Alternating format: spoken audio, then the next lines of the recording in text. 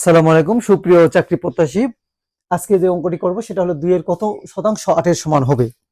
আমরা এই অঙ্কগুলো প্র্যাকটিস করতেছি দীর্ঘদিন ধরে এবং ইম্পর্টেন্ট ক্লাসগুলোই কিন্তু করতেছি, তাই না? 2 এর কত শতাংশে 8 এর সমান হবে? আমরা ধরে নিলাম x% হচ্ছে 8 এর সমান হবে। এটা আমাদের ধরলাম, ধরি x% 8 এর সমান হবে। তাহলে কি 2 গুণ x% সমান 8। শর্ত মতে আমরা কি লিখবো?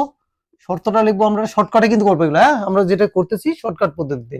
তাহলে 2 গুণ x% সমান হলো 8 এর সমান। আমরা পার্সেন্টেজ তুলে দেওয়ার সময় কি শিখেছি?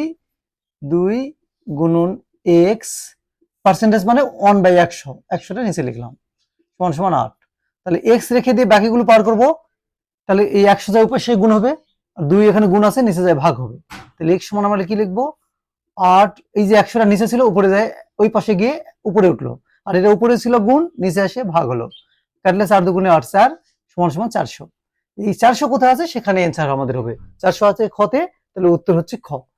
এইভাবে আমরা কোনো সংখ্যার শতাংশ কত নির্ণয় করতে পারবো সহজেই। আজকে এখানেই, আল্লাহ হাফেজ।